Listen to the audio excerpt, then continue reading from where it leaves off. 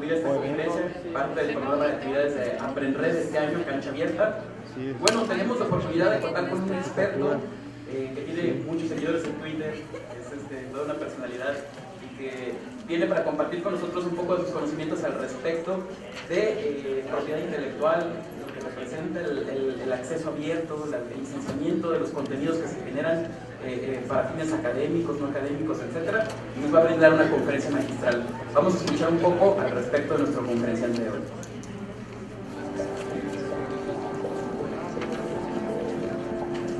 Maestro León Felipe Sánchez Ambia, abogado especialista en Derecho de la Propiedad Intelectual por la Universidad Nacional Autónoma de México y en Derecho de Internet por Harvard.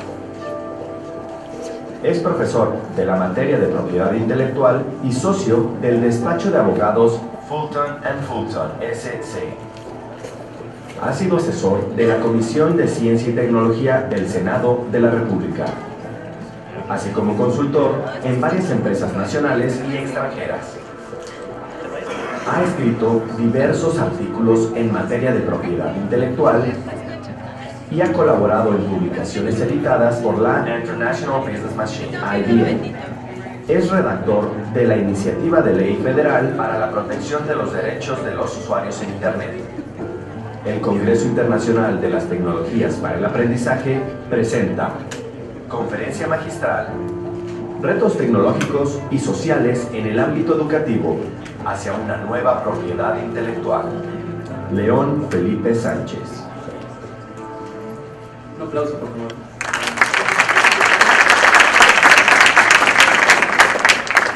Pues muchas gracias. Muchas gracias a la universidad por la invitación, a ustedes por estar aquí.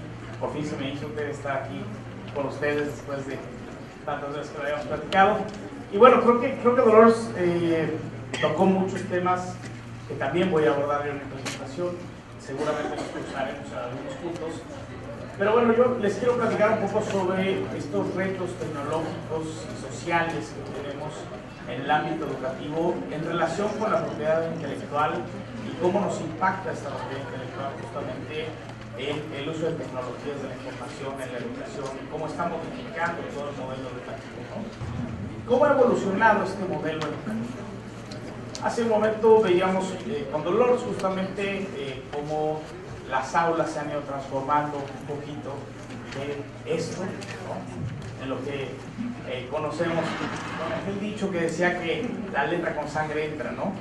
Era este método de enseñanza en el que, bueno, pues prácticamente se sometía al alumno a la voluntad del profesor. Era una cuestión unilateral, que por cierto, hablando de unilateralidad, a mí me gusta hacer las presentaciones muy interactivas con ustedes. Entonces, si ustedes tienen una pregunta, levanten la mano y sobre la marcha vamos respondiendo para que no se nos olvide al final de la presentación que era lo que queríamos preguntar. Entonces, anímense a preguntar, anímense a participar.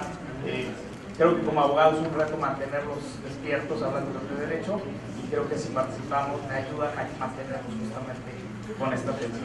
Entonces, bueno, pues este modelo educativo ha evolucionado un poquito de ser esta comunicación unidireccional a ser algo bidireccional, ¿no? También los alumnos nos enseñan todos los días a los profesores. Y bueno, pues, ¿cómo ha evolucionado entonces este modelo? Bueno, pues algo más o menos así, ¿no? Pero no, ojalá que esto fuera la evolución. En realidad, la evolución del modelo educativo tiene más que ver justamente con el uso de la tecnología. Vimos un poquito, incluso fíjense cómo en la cúspide de la torre de libros hay una laptop, ¿no? Ya refiriéndola como algo viejo, ¿no?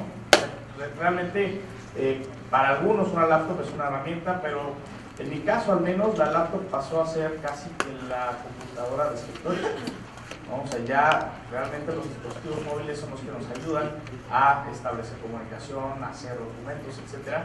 Y bueno, pues las laptops tienden a convertirse en estas computadoras de escritorio. ¿Qué ventajas o bueno, qué otro tipo de mecanismos podemos utilizar para el método de enseñanza el día de hoy? Bueno, hay diferentes plataformas. Dolores habló de algunas. Esta plataforma es orgullosamente mexicana y se llama Coursera. Aquí, bueno, pues hay aplicaciones para iPhone, para iPad, para Android, etc.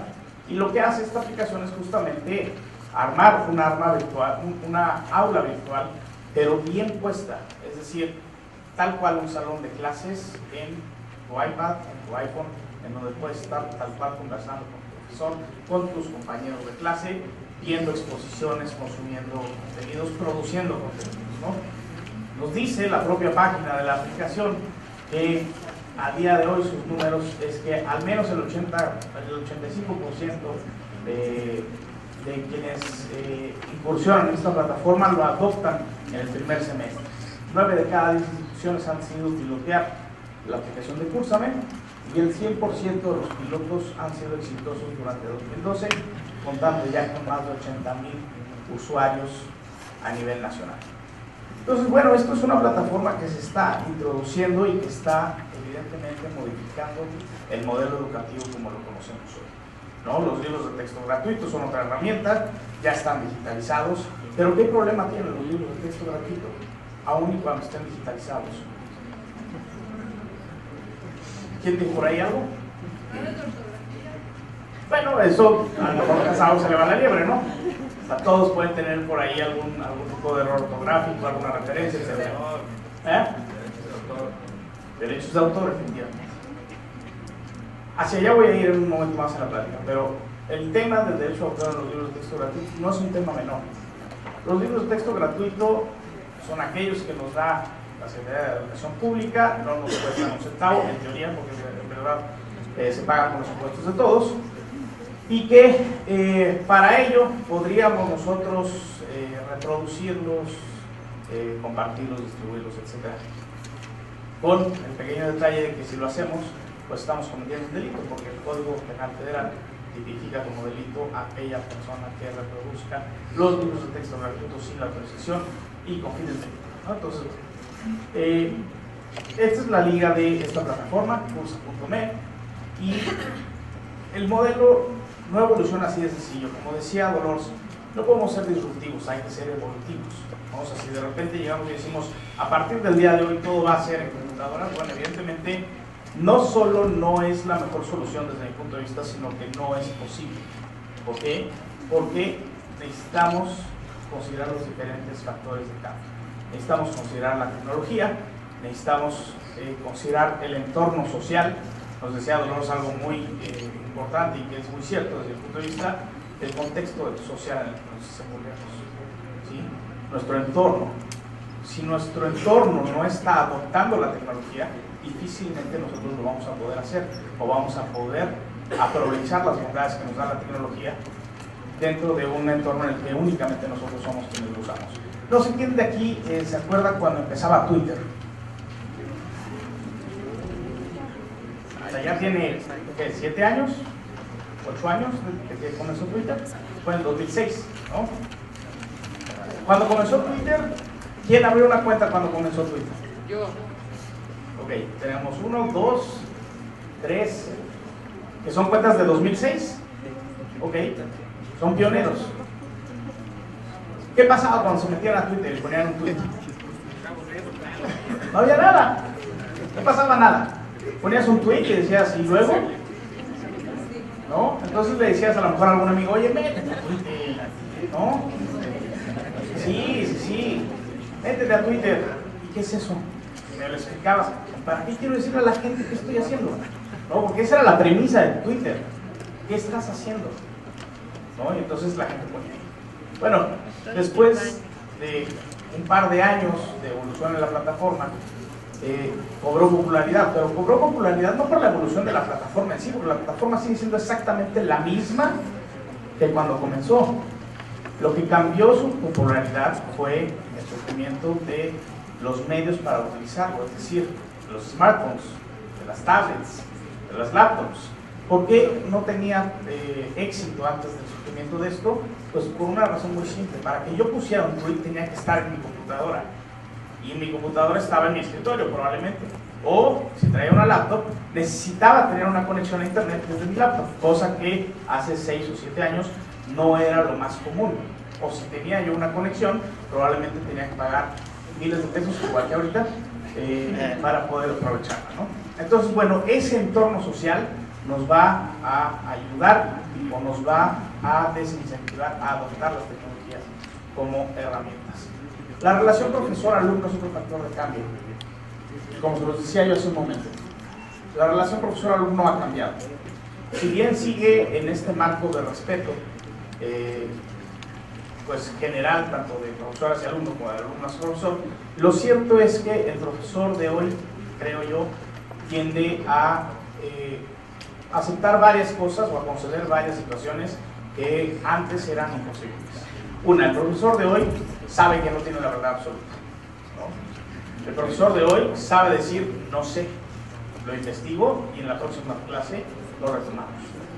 El profesor de hoy oye a sus alumnos, o bueno, eso sería lo ideal, ¿no? El profesor de hoy escucha a sus alumnos, el profesor de hoy aprende de sus alumnos. Entonces ese cambio en la relación profesor-alumno es también un factor de cambio. La relación profesor-universidad o profesor-institución académica.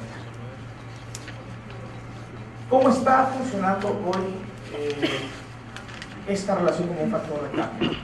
Los profesores están presionando, y lo digo en el buen sentido, a las instituciones educativas para adoptar nuevas plataformas educativas. Es decir, queremos salirnos de la plataforma tradicional en la que únicamente hablamos como monólogo, ustedes hacen como que escuchan, nosotros como que les enseñamos, aplicamos un examen, y en ese examen, ¿qué es lo que sucede? Una noche antes estudian todo lo que el nerd de la clase apuntó, ¿no? Todo el mundo se lo copia, y probablemente tengan éxito en aprobar el examen. Pero al día siguiente del examen, si les preguntan nuevamente, ya pasó, ya para qué lo quiero saber, ¿no? Entonces, bueno, Dolores decía también algo muy importante, lo que asimilamos. No es lo mismo lo que nos dicen, lo que escribimos, lo que practicamos. O sea, cada actividad que desarrollamos tiene un grado de asimilación diferente. Por lo tanto, este cambio en las relaciones tanto del profesor-alumno como del profesor-institución académica también es un factor de cambio muy importante en la sociedad. Ahora, nos falta mucho, ¿no? Decía por ahí Dolores, todo esto es cierto sí y solo sí concedemos que la conectividad, la infraestructura, la alfabetización digital, etcétera, están dadas. O sea, nosotros estamos en esa etapa en la que nos falta justamente todo eso. O sea, estamos en una etapa en la que necesitamos mayor conectividad, ¿no? Necesitamos acceso a equipos de cómputo, necesitamos a la alfabetización digital, necesitamos recursos educativos altos.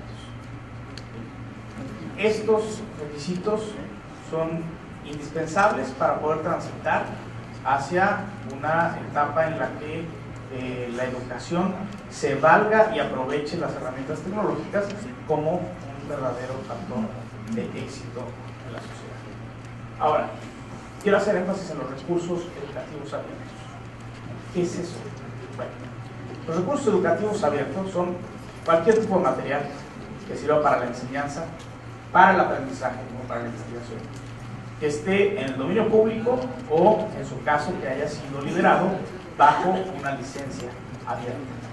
¿Qué quiere decir que haya sido liberado bajo una licencia abierta? Bueno, pues que el autor del contenido ha decidido decirle a la gente, utiliza mi contenido bajo estas condiciones. En un momento voy a hablar un poquito más a fondo del licenciamiento. Pero bueno, estos en principio los recursos educativos abiertos.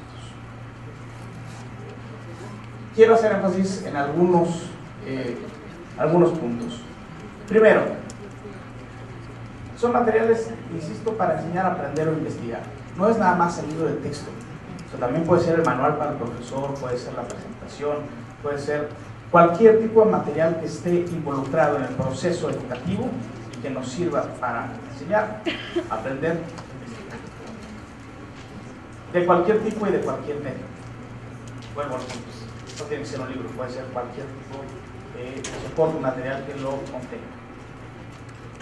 Dominio público, me lo estoy brincando porque el dominio público es una condición que probablemente ninguno de los que estamos aquí sentados, más seguramente ninguno de los que estamos sentados aquí, vamos a ver respecto de los contenidos que se produzcan aquí. Y esto es porque la ley protege el derecho de autor a favor de su creador durante la vida del autor y 100 años posteriores a su muerte. Entonces eso quiere decir que si hoy ustedes producen un contenido y tiene una vida longeva, digamos, de 60, 70, 80 años a partir de ahorita, y ustedes tienen 25, pues entonces su contenido que hoy están produciendo estará libre para uso por parte de la sociedad en general dentro de aproximadamente 180 años. ¿No? Entonces, por eso decía yo que ninguno de los que estamos sentados aquí veremos entrar al dominio público una obra publicada de publicados bajo una licencia abierta que permite su uso libre. Bueno, pues esto es justamente lo que les explicaba ya hace un momento. El publicar bajo una licencia libre implica que yo como autor les digo a ustedes, pueden utilizar mi contenido para ABCD siempre y cuando respeten A, B, C y D circunstancias. Si no respetan las circunstancias, evidentemente están cometiendo una infracción y entonces puedo yo ejercer los mecanismos que me proporciona la ley para proteger mi derecho a esto. ¿Qué otra característica resalta aquí? Los recursos educativos abiertos están en constante revisión y actualización. ¿Por qué? Porque están a la vista de todos. Todos pueden participar en su creación, en su mejoramiento, edición, etc. ¿no? Entonces, creo que aquí hay varias ventajas. ¿Qué ventajas? Primero, el uso libre. Y quiero destacar, bueno, el uso libre, el bajo o nulo costo, la alta calidad, que son actuales y que son pertinentes. En cuanto al uso libre, ¿qué permite? Bueno, permite reproducir, adaptar, distribuir, corregir y mejorar. ¿Cuántas veces ustedes como alumnos o incluso algunos compañeros profesores se han topado con un contenido que es lo que están necesitando, pero no lo que precisamente se adapta al curso? Seguramente muchas veces les ha pasado que encuentran un contenido y dicen, pues sí es como lo que quiero, pero si tuviera este otro estaría perfecto. Bueno, si el contenido se encuentra bajo una licencia abierta, entonces ustedes lo pueden modificar, lo pueden adaptar, lo pueden corregir, lo pueden mejorar. Y eso evidentemente los dota a ustedes de un camino en el que ya no tienen que empezar de cero. Empiezan sobre algo que ya está construido y únicamente lo mejoran. Es un poquito el mismo principio del software libre. ¿Para qué desarrollo una aplicación de cero cuando ya tengo todo un código desarrollado por diferentes desarrolladores que me sirve, que me están dejando utilizarlo y que lo único que necesito es adaptarlo a mi necesidad particular para poderlo aprovechar? Lo mismo sucede con los recursos educativos abiertos. El bajo o nulo costo. Bueno, ¿por qué digo que son de bajo o nulo costo? Uno, porque son de dominio público en algunos casos. Y digo en algunos casos por lo que les acabo de explicar hace un momento sobre la temporalidad en la protección al derecho de autor. También hay que revisar que la legislación en materia de propiedad intelectual en los diferentes países cambia y no en todos se adquiere la calidad de estar en dominio público por el transcurso del tiempo. En México sí, es una condición necesaria para que algo caiga en dominio público, que transcurra el tiempo que exige la ley para que esté en dominio público. Pero por ejemplo en Estados Unidos, es vecino nuestro y del que nosotros consumimos muchos contenidos, con la simple declaración que yo haga de que mi contenido está en dominio público, por ese solo hecho el contenido cae en dominio público y entonces cualquier persona lo puede utilizar. ¿Sí? Entonces, bueno, una de las ventajas o por qué se disminuye el costo es justamente porque algunas de los componentes del recurso educativo están en dominio público. La otra es porque sus creadores han decidido liberarlos sin cobro de regalías o a un costo muy bajo. Ahorita voy a hacer una aclaración respecto a esto. Aprovecha la aportación del individuo para incrementar su valor sin repercutir en el costo. Es un poquito la mecánica de Wikipedia, ¿no? Wikipedia que ha sido muy cuestionada, que si es efectiva, que si no es efectiva, que si es confiable, que si no es confiable. Hay muchos criterios alrededor. Lo que nadie puede negar es que es mucha gente la que contribuye, ¿no? Es mucha gente la que contribuye, es mucha gente la que revisa, es mucha gente la que confronta, la que busca referencias, y eso le agrega valor a una publicación que pudo haber empezado como una simple tales, ¿no? Digo, ya decía Dolores justamente sobre el tema del pulpo, ¿no? en el árbol. Bueno, pues si es cierto o no es cierto, para eso hay expertos que nos ayudan, que obviamente tienen esa buena voluntad de perfeccionar esos contenidos, de perfeccionar esa información. De alta calidad, bueno, vuelvo justamente a este punto. Son revisados por una amplia comunidad académica. Son producidos por instituciones reconocidas y son fáciles de corregir. Son actuales. ¿Por qué? porque están en constante evolución. Siguen el interés del alumno y el profesor y pueden recoger la cotidianidad de manera inmediata. ¿Sí? Pues aquí no tenemos que esperarnos a que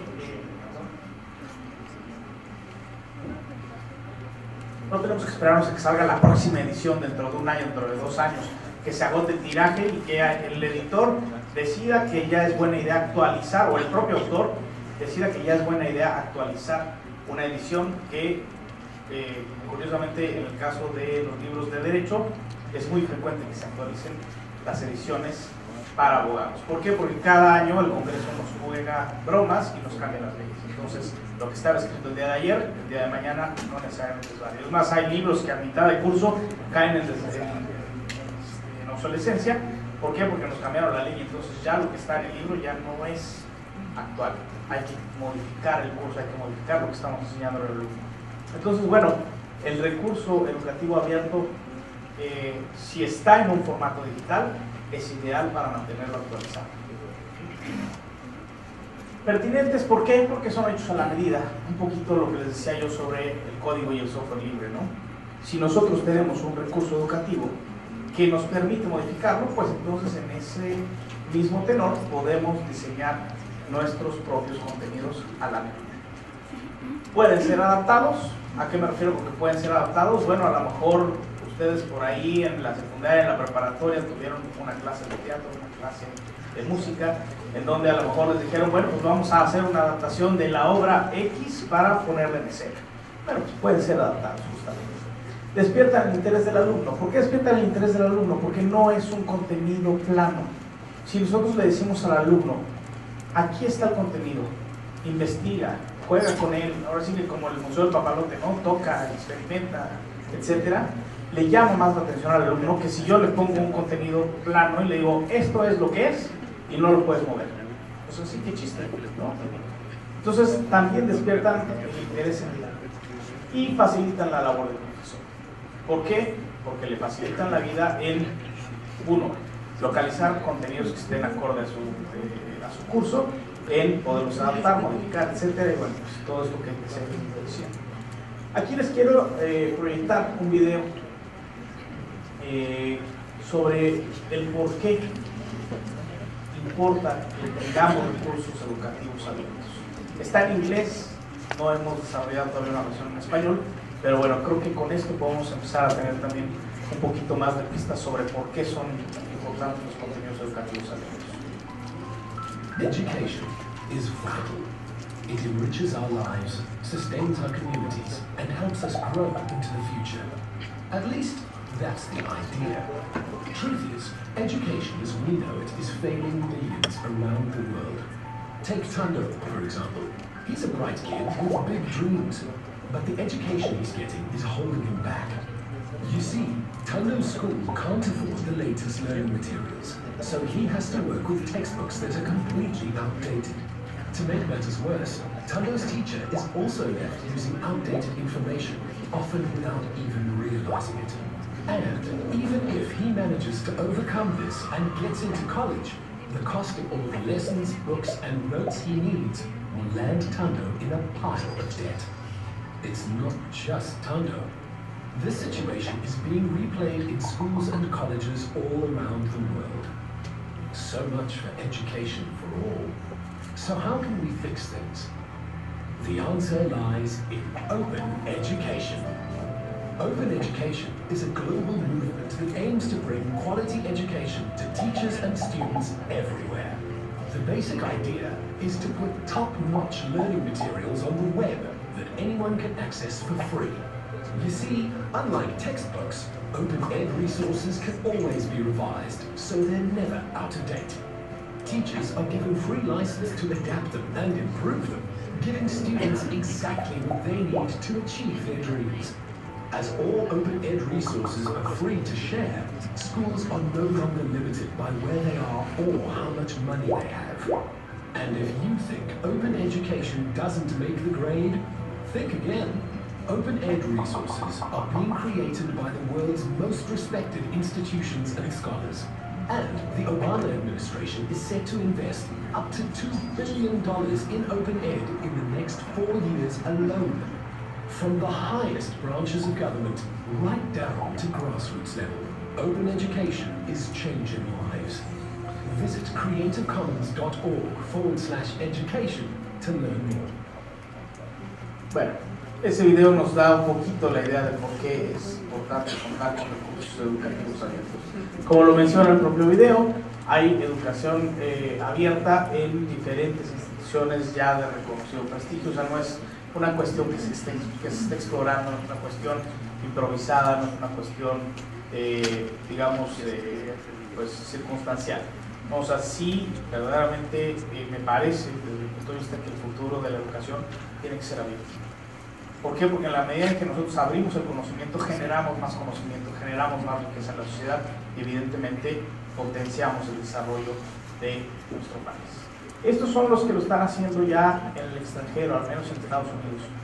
¿En México quién lo está haciendo? Telesecundaria. Telesecundaria.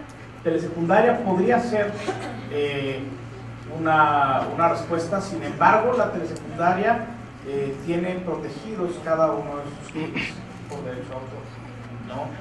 Digo, si tú grabas esos capítulos de la telesecundaria y los reproduces para que tus alumnos a su vez los puedan ver, muy probablemente nadie te va a decir nada, pero técnicamente estarías sometiendo a infracción. Y aquí de lo que se trata, al menos en el mundo de los abogados, no es de enseñarles cómo darle la vuelta a las cosas, sino decirles cómo hacerlas de forma legal, ¿no? Sin que caigamos en ningún tipo de infracción. En México, la única institución que lo está haciendo hoy por hoy es el Tecnológico, ¿no? A mí me duele mucho que la UNAM no esté ahí, me duele mucho que la UNAM no esté ahí, me duele mucho que otras instituciones universitarias de educación pública no estén aquí y que sea únicamente el TEC de Monterrey que lo está haciendo. ¿No? ¿Por qué? Porque se dieron cuenta que también es negocio. Como nos decía Olors, el abrir los cursos, el regalar el contenido, el permitir a la gente que se instruya y que adquiera conocimiento, no deja en bancarrota a las instituciones educativas. Al contrario, las complementan con otro tipo de información que también es eso. Pero ¿qué tiene que ver la propiedad intelectual con todo esto? ¿No? Ya se hizo un rollo sobre educación abierta, etcétera. ¿Qué tiene que ver con la propiedad intelectual? La propiedad intelectual es un habilitador para que esto suceda. Si nosotros tomamos a la propiedad intelectual conforme está hoy, lo más probable es que los contenidos educativos abiertos, los recursos educativos abiertos, no sean o no puedan ser una realidad. Entonces, tenemos el dilema de abierto contra cerrado, ¿no? ¿Qué hacemos? ¿Abrimos el conocimiento o lo cerramos? Cerrar. Es muy sencillo. Recuerden ustedes sus clases de historia, ¿qué les decía? Allá en la época en la que los monjes eran los únicos que podían escribir y leer, ¿quiénes eran los que tenían el conocimiento? Únicamente ellos, ¿no? Los monjes que estaban en las cofradías, etcétera, donde se la pasaban únicamente escribiendo y leyendo, escribiendo y leyendo. Y el pueblo en general, ¿qué hacía? No sabía escribir, no sabía leer, ¿no? Era un pueblo ignorante, era un pueblo manipulado, ¿no? Entonces,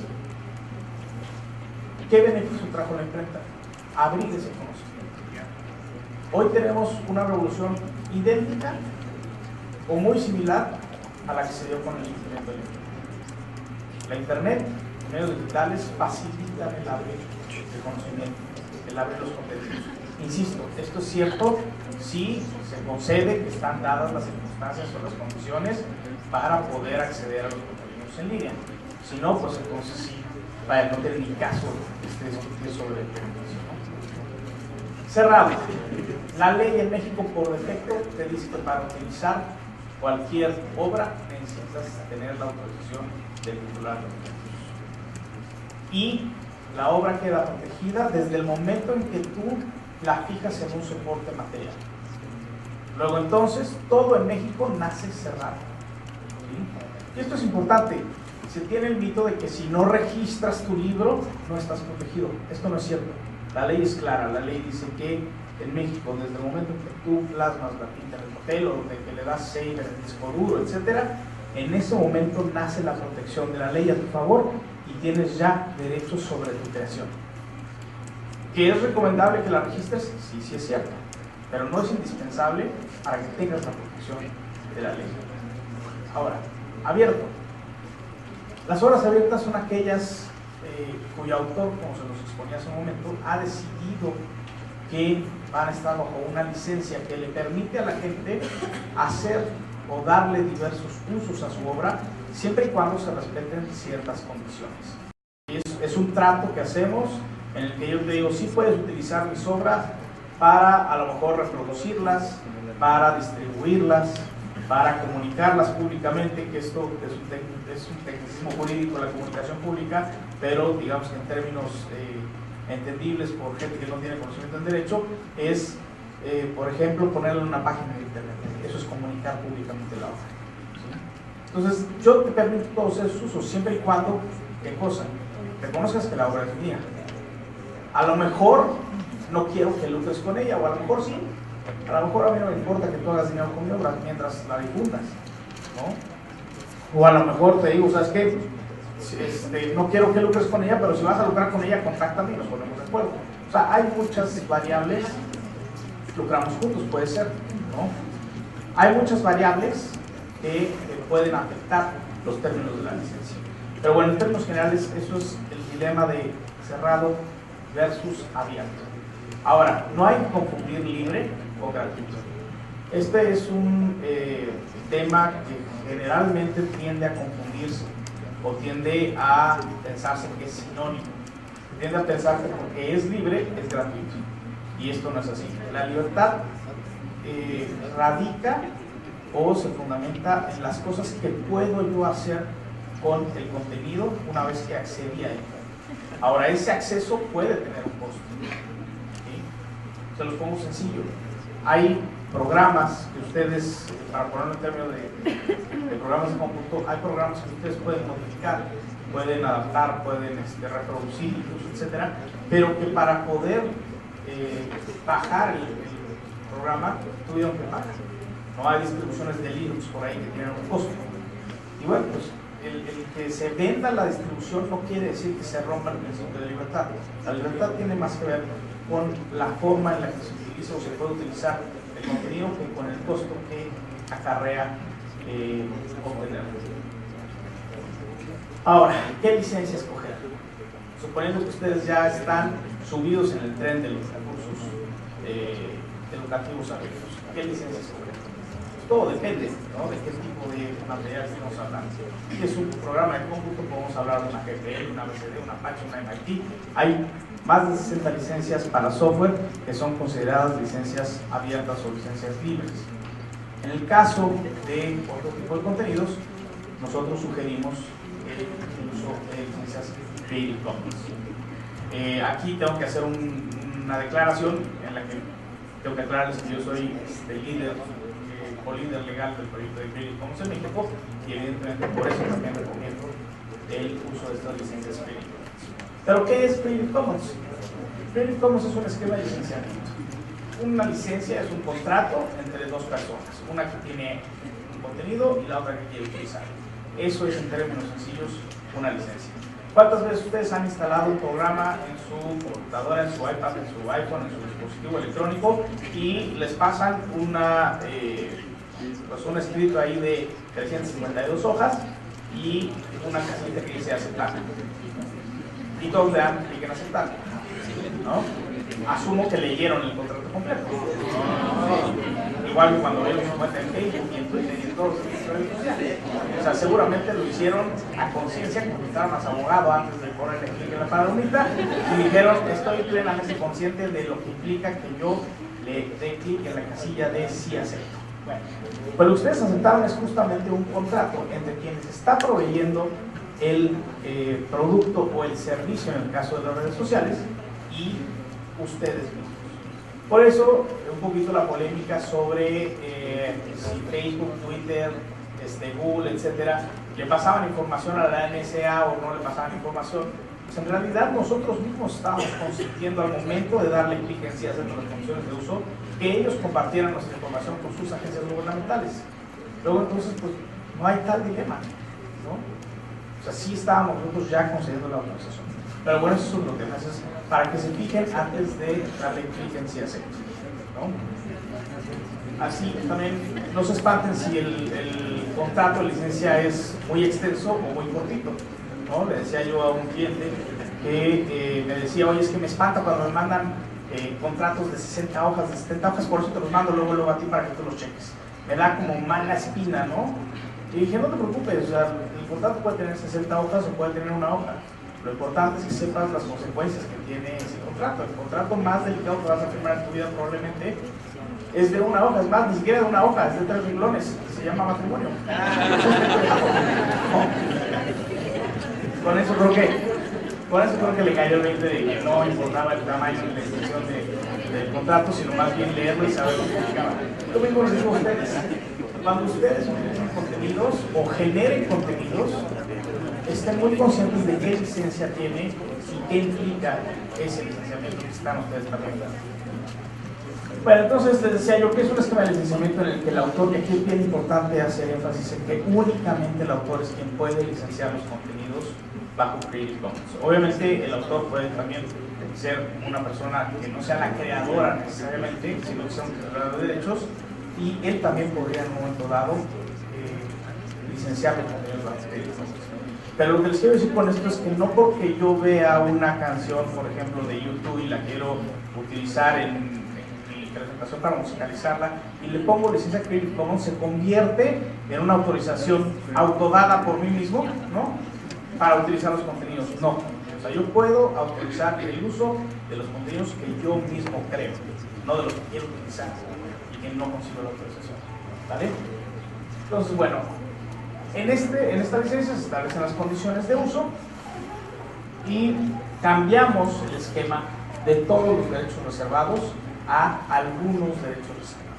Esa es la filosofía de Creative Commons, es decir, reconocemos al derecho de autor, entendemos su importancia, es más, no solo entendemos su importancia, sin el derecho de autor nuestras licencias no podrían existir. ¿Por qué? Porque se sustentan obviamente en la legislación de derecho de autor vigente para poder existir. Entonces, tratamos de migrar al modelo de todos los derechos reservados que se da por defecto en la legislación nacional a un modelo de algunos derechos reservados. ¿Sí? ¿Qué quiere decir esto?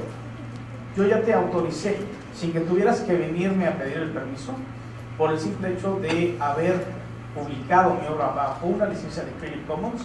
Te di una serie de permisos. Ya no me vengas a pedir permiso, ya lo tienes. Lo único que te pido es que respetes los términos de la licencia. Insisto, si no lo respetas, entonces estás en una infracción y ahí sí puedo yo ejercer una acción en contra. ¿Cuáles son los elementos de estas licencias? El primero y el más importante es el de atribución.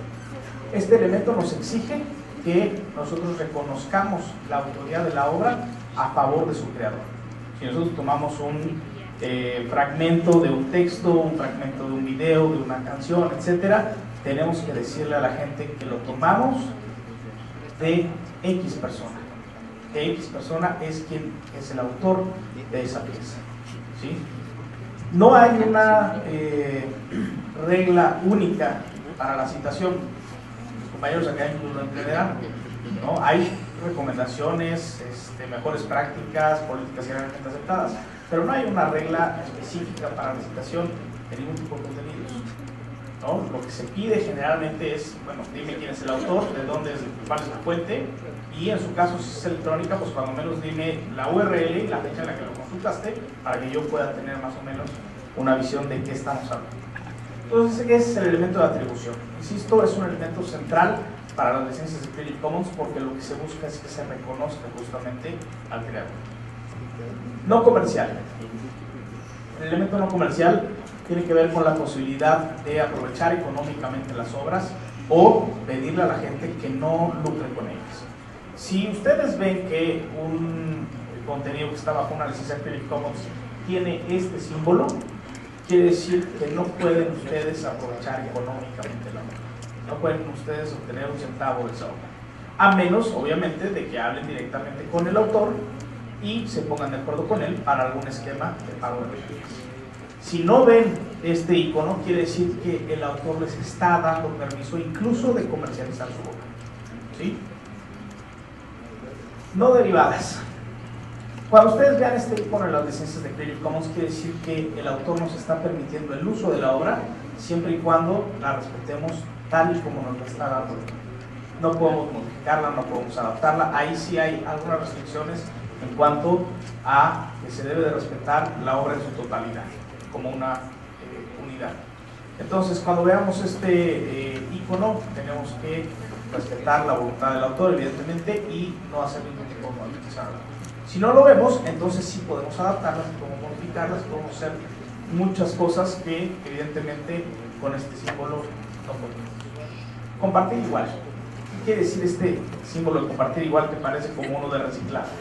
Pero quiere decir que cuando nosotros obtenemos el uso de un contenido que está bajo una licencia abierta, en este caso de Creative Commons, nos comprometemos a que todas aquellas obras que hagamos a partir de esta obra que nosotros estamos obteniendo como Primigenia, las vamos a licenciar bajo los mismos términos. ¿Por qué se pone este icono? En algunas obras, evidentemente, queda a arbitrio del propio autor, porque en algunos casos hay gente que produce obras derivadas de contenidos abiertos y los cierra. Entonces, lo que pretende este icono es justamente mantener esa apertura y decir, bueno, a ver, si tú obtuviste un contenido abierto y produjiste una obra a partir de ese contenido abierto, manténlo abierto, para que otros a su vez se puedan seguir beneficiando de esta apertura. Entonces, bueno, cuando veamos este icono, quiere decir que tenemos que mantener nuestra obra abierta, y es un compromiso que asumimos nosotros también con el autor para poder utilizar su contenido. Aquí hay, digamos, un ejemplo de cómo se proyectan las licencias. Están pensadas evidentemente para un entorno digital, pero eso no quiere decir que no se puedan utilizar en un entorno analógico o físico. Cuando nosotros tenemos una obra impresa, por ejemplo, podemos también poner esta iconografía con una liga hacia la explicación de la licencia, etcétera, y eso lo hace perfectamente válido para efectos de notificarle a la gente que nuestra obra está bajo un esquema de licenciamiento como el de Creative Commons. ¿Cuál es el espíritu? Pues evidentemente facilitar el uso y el reuso de los diferentes contenidos que se producen. Parte de la evolución que tenemos el día de hoy gracias a las tecnologías de la información es que no solo somos ya consumidores, o sea, tiene que ver con esto que les decía yo del diálogo o el monólogo, ¿no? O sea, qué tanto nosotros únicamente consumimos y qué tanto también producimos, ¿no? O sea, ustedes aquí mismos deben de haber experimentado más de una vez. ¿Cuántas veces han hecho a lo mejor algún meme? ¿No? ¿Nunca han hecho un meme? ¿Sí? A ver, ¿quién no ha hecho un meme?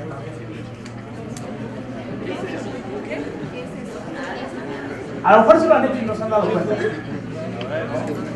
Pero bueno, eso es justamente parte de esta interacción social, el generar un contenido, modificarlo, burlarnos de referencia, etc.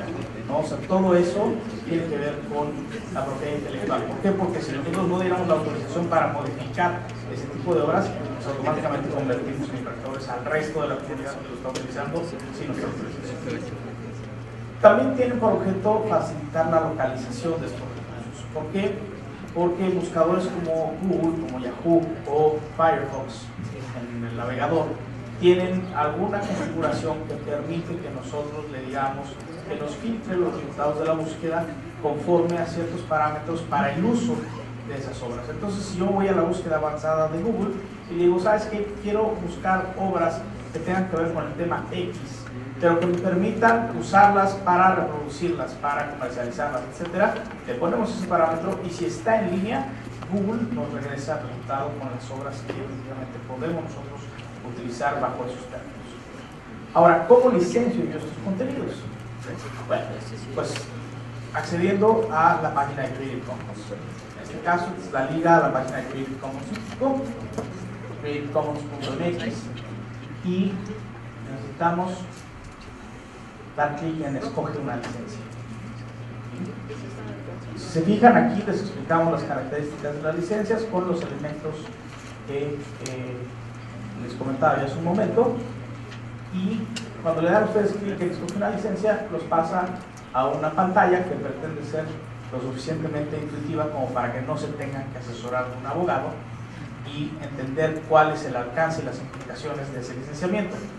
Aquí seguramente no la empiezan a ver, pero se les hacen 3 preguntas. Primero, ¿quieres permitir que se modifique tu obra? ¿Sí o no? Si ustedes responden que sí, entonces se les hace una segunda pregunta. Sí, siempre que la obra resultante se licencie en los mismos términos, que es el iconito de compartir igual que licencia. ¿Sí? Si ustedes respondieron que no, bueno, pues entonces simplemente se les pregunta, ¿quieres permitir usos comerciales o no con tu obra? Si responden que no, bueno, pues entonces obviamente aparecerá el icono de no comercial. Si responden que sí, entonces simplemente no aparece ese icono de no comercial. Aquí se les pide que nos den algunos datos, que son datos que nosotros no recolectamos. Son datos que se utilizan únicamente para generar el código RDF de sus archivos, embeberlo en esos archivos y que justamente los buscadores como Google puedan obtener la información de las obras y de los autores. Entonces, con eso nosotros los ayudamos a ustedes a tener un poquito más de visibilidad. Es más o menos algo así, ¿no? Con este código ustedes embeben el archivo con diferentes técnicas dependiendo del tipo de material que estemos queriendo licenciar, y con esto le ayudan a las máquinas a entender que nuestro contenido está bajo una licencia Creative Commons. Y finalmente así es como aparece, ¿no? Ahora, ¿qué no es Creative Commons? Creative Commons no es un sistema de registro de derecho de autor.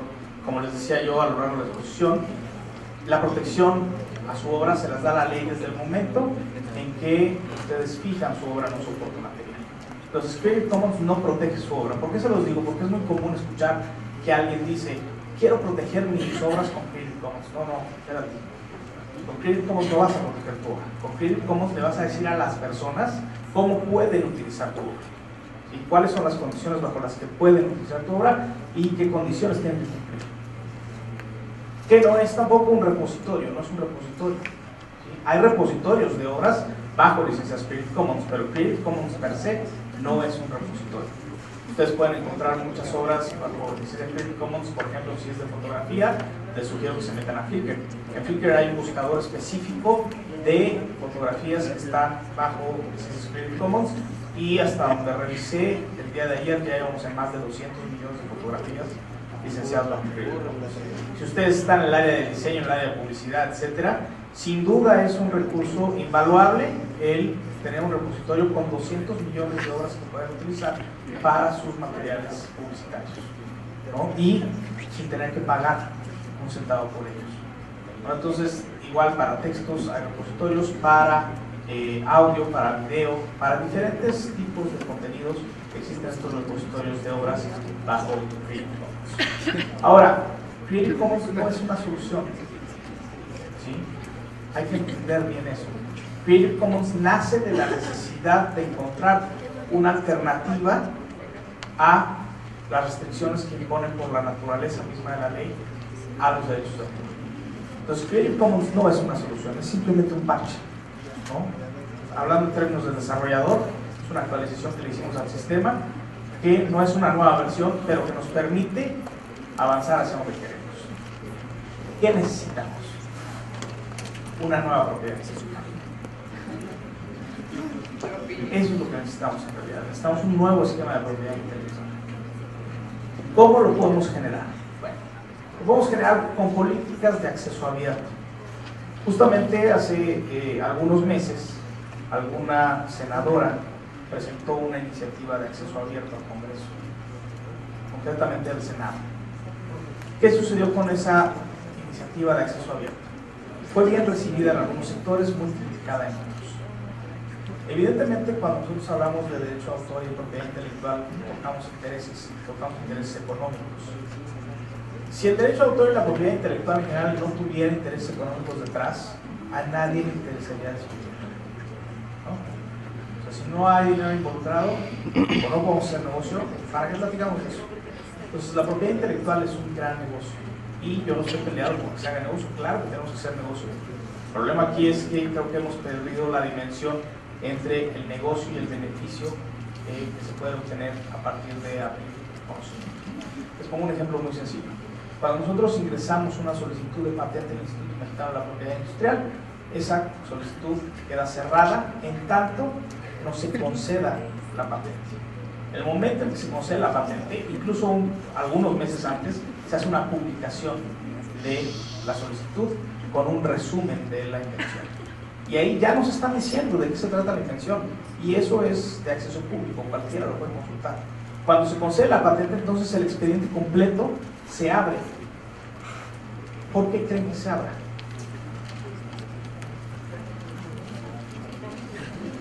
No necesitaríamos que nos lo abrieran completo para saber quién es el dueño, porque nos dijeran es una inversión que se trata de tal y la pertenencia tal sería suficiente. Pero aquí estamos hablando de que te dan la fórmula completita, ¿no? O sea, te dicen todo el procedimiento que tienes que seguir para poder llevar a cabo la inversión.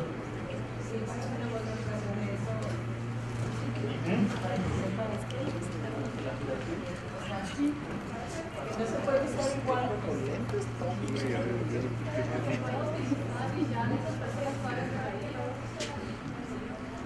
Exactamente, para fomentar el uso de esa información. O sea, si no, ¿para qué lo publicamos? ¿No? ¿Con qué objeto fomentamos el uso de esa información? Para generar más conocimiento a partir del conocimiento previo. Luego entonces por eso tenemos que una invención a cabo de 6 meses o de un año, a lo mejor ya la mejor y ya aplicó para una patente diferente o para un modelo de utilidad o para otra figura de propiedad industrial que protege lo que él está haciendo a partir de lo que alguien más ya creó. Entonces ese es el objeto del conocimiento abierto, que no empecemos cada vez desde cero. Sí, hay otro proyecto que se llama Science Commons, que justamente lo que busca es a diferentes instituciones de investigación científica unirlas y decirles, a ver, espérate, si estamos investigando el genoma humano, sabes, yo tengo las partes de la 1500 a la 2300, pero me falta la 2257 que sé que tú tienes. Pásamela y yo te paso las otras 5 que a mí te dan falta, y con eso vamos completando nuestro mapa. De eso se trata, ¿no? ¿Por qué? Porque con eso generamos riqueza, generamos mayores beneficios y disminuimos costos. Entonces, una política de acceso abierto. ¿Qué decía esta política de acceso abierto? Todos los conocimientos que se generen con fondos públicos son abiertos. ¿Qué implica esta apertura? Que cualquiera los puede utilizar. ¿Sí? Es un poquito parecido a la política de datos abiertos que está por lanzar el gobierno federal. La política de datos abiertos nos dice que todos los datos que se generan por la Administración Pública Federal son abiertos.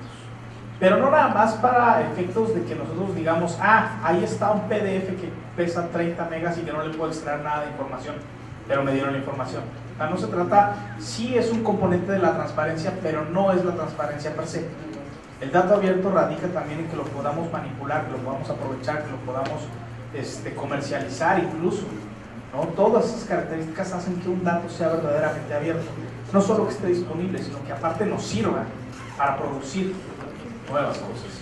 Entonces, ese es algo de lo que nos falta, algo con lo que podemos completar una nueva propiedad intelectual, con unas políticas de acceso abierto de datos abiertos, con evidentemente una reforma al sistema de propiedad intelectual. Hay que ver si los estándares que se manejan hoy, los conceptos, las definiciones que tenemos hoy en nuestro sistema de propiedad intelectual siguen siendo aplicables.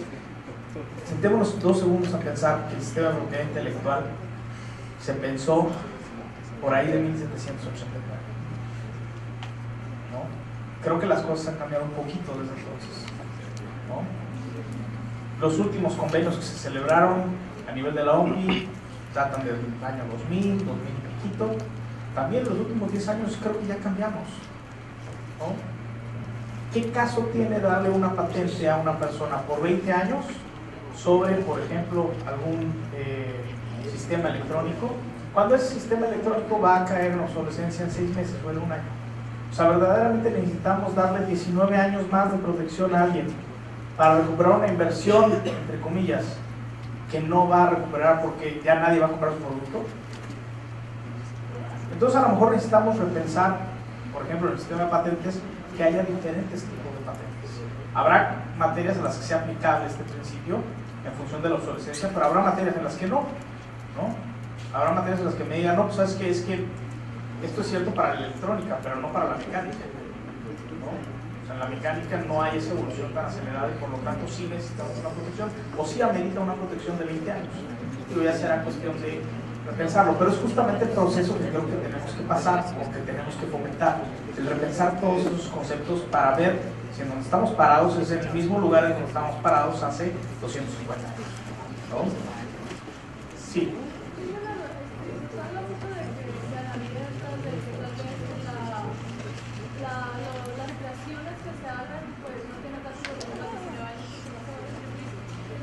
¿Cuál es el caso de que se desarrollen departamentos de innovación y tecnología? Si al final del cuento no se va a recibir lo mismo que ganan, lo que invirtieron con el...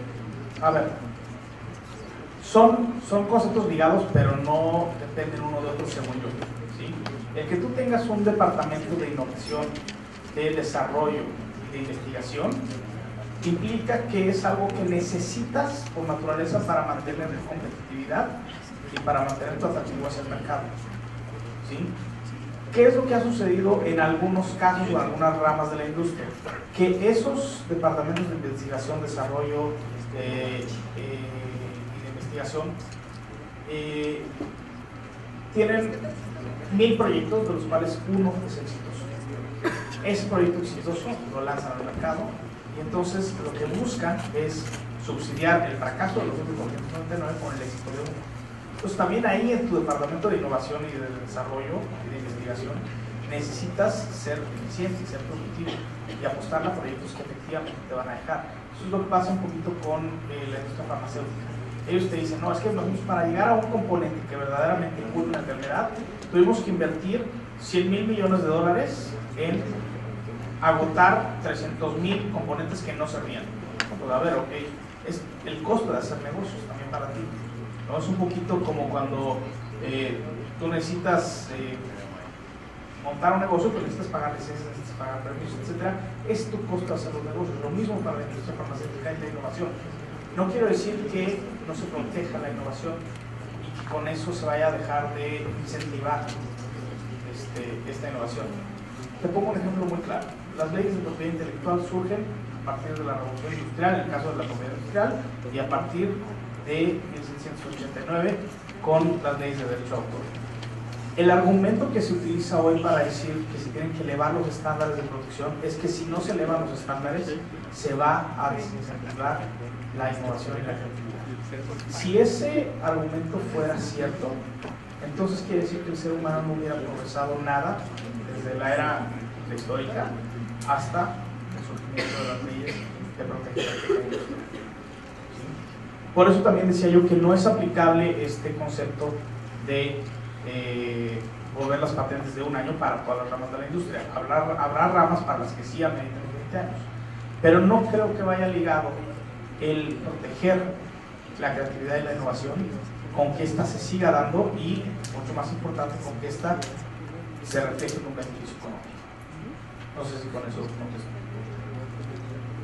Sobre todo, por ejemplo, el caso de lo que es Apple, Samsung, por ejemplo, Apple hace una innovación Apple hace una innovación y si Samsung la quiere usar, pues le tiene que pagar por la innovación que hizo. O sea, no es de que soy Apple, hago no sé, mejoro lo que es el procesador.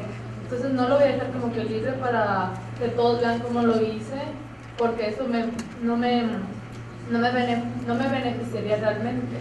Porque dije, bueno, pues entonces yo Samsung no voy a hacer como que mis avances, voy a esperar a que Apple lo saque, entonces ya de ahí yo tengo ganancias, por así decirlo. Sí, a ver.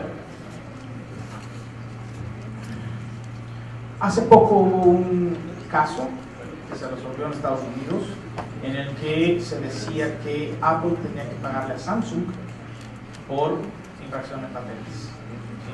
¿Sí? Samsung estaba feliz, dijo sí, ya ven cómo los piratas son ellos, no nosotros, etc. Y finalmente una comisión en Estados Unidos decidió que era mayor el beneficio que se había obtenido por la infracción a la patente de Samsung que el perjuicio causado a Samsung, que por lo tanto Apple no tenía que pagar nada. Entonces, ahí entras en un dilema de doble discurso, ¿no? Porque entras en el campo de decir, bueno, cuando se trata de proteger a mi industria, en el caso de Estados Unidos, soy muy efectivo en aplicar sanciones a empresas extranjeras para proteger a la nacional, pero cuando la nacional es la que infringe, entonces digo, no, espérate, está primero el interés público y después el interés de los particulares. Entonces yo no creo que Apple le haya a lo mejor plagiado algún tipo de tecnología a Samsung o viceversa, le haya restado ventas a una u otra. O sea, cada una tiene su nicho y la innovación en ellos sin duda es valiosa, pero creo que es mucho más importante sus campañas de publicidad, por ejemplo. O sea, sí creo que son productos mercadológicos increíbles, que tienen evidentemente ventajas competitivas en cuanto a innovación y a tecnología, sí, pero ¿qué tanta diferencia hay hoy entre un Galaxy y un iPhone? En términos prácticos. ¿No? Ahora sí que va a sonar como abuelito, pero lo mismo hace uno que el otro, ¿no? O casi. Entonces, ¿qué innovación estamos protegiendo? ¿Es verdaderamente nuevo también? Entonces, por eso creo yo que nos tenemos que sentar, o sea, justamente la propuesta es repensar el modelo de propiedad intelectual, para ver si todas estas piezas que ahorita estamos comentando siguen embonando en donde están hoy encajadas, o si las tenemos que posicionar en otro plano, ¿no? En algunos casos sí. En algunos casos sí, es justamente lo que decía yo. ¿Qué caso tiene proteger de 20 años si el ciclo de vida del producto es de 1 año y medio, 2 años? ¿No? O sea, el beneficio que obtiene el titular de la patente comparado contra el costo que le causa a la sociedad no tener acceso o no tener capacidad de explotar ese conocimiento, justifica, creo yo, el sentarnos a repensar ese modelo.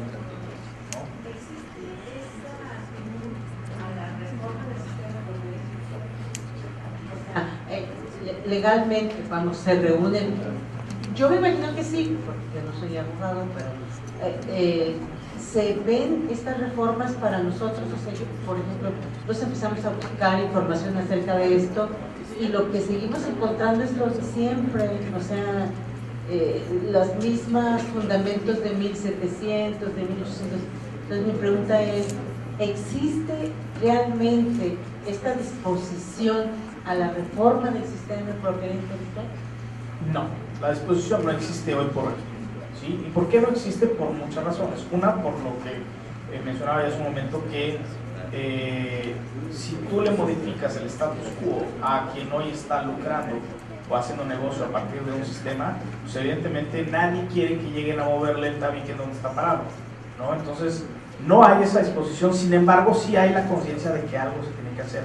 O sea, cada vez más frecuente ver estudios, tanto por ejemplo la Oficina de Patentes del Reino Unido publicó hace poco un estudio en el que hablaba justamente sobre el ajustar el sistema de propiedad intelectual, ¿no? La OMPI misma, en sus discursos, el director de la OMPI ha dicho que necesitamos repensar esto, necesitamos cambiar esto. De quien menos me lo hubiera esperado, que era la encargada de la oficina de patentes en Estados Unidos, también lo dijo ya, ¿no? Entonces no es un fenómeno aislado, no es que estemos una bola de hippies gritando queremos reformas, no. O sea, creo que es una necesidad, creo que sí hay que repensar en función de que las circunstancias de hoy son completamente diferentes a las que se tenían cuando se pensó en el sistema. ¿Vale?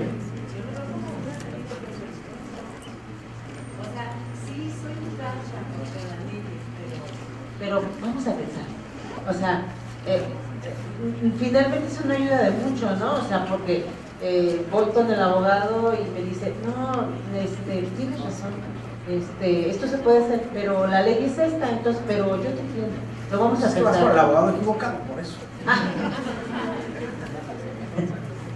Acá hay otra pregunta. Bueno, sí, más que una pregunta, sí quisiera comentar en torno a este punto, porque creo que sí es bastante conflictivo.